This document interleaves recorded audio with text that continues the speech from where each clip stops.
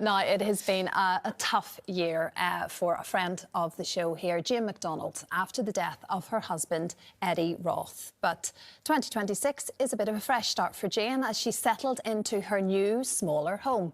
In a new interview, Jane said, "I find it difficult. There was too much history there. We all need peace in our lives, and I've got that now." So it's a good point. Do we possibly need to kind of change our surroundings, change our homes, no matter what the wrench has been? It could be a traumatic event, it could be grief, or it could be a split, of course. Does moving home give you that fresh start? It did to me. It was one of the first things with both my marriages when they came to an end, that my main thing was I can't stay here, because I loved where I lived at the time, but the last maybe 2 or 3 years of each of those marriages weren't great memories, and I thought I just need to make a fresh start. I want everything to be in my house that is just mine, and there's no memories of it. There's no, I remember when we stayed in this room, or we used to watch telly in this room. It was all brand new. So for me, it was really important, and I've always kind of done that, you know, if that's the end of an era, then I need to start a new one.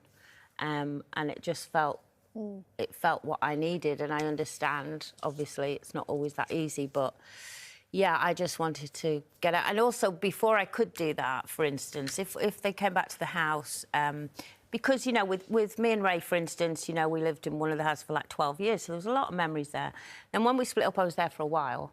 And then he'd come back, and of course, he'd lived there for 12 years, so he'd come back in, he'd put the kettle on, he'd go to the fridge, and I used to think, that's not your house anymore, you don't live there. You've not asked my permission. Yeah. And then I thought, well, it would feel more weird if he started saying, is it all right if I do this in a house that he'd lived in? So now when he comes to visit, he does do that. You know, he goes, put the kettle on. When you get divorced, it's almost like a necessity of the divorce, right? Because otherwise you're going to end up living in the same house together. But I suppose it's different when it's to do with grief, because Jane obviously is a grief situation. And that's probably a harder judgment, because I think a lot of people who've suffered grief or loss feel, I want to move out because I associate everything with them, and it's prolonging the agony, if you like.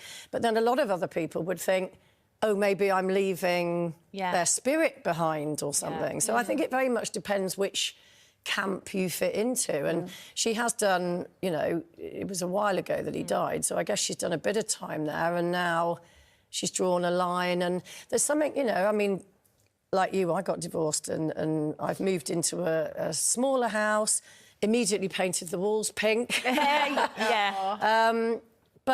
you know, and Gary lives up the road and comes around a bit. But it's my space now. And you know, I don't know, there's something quite cathartic about that, I think. I think I stayed in my property.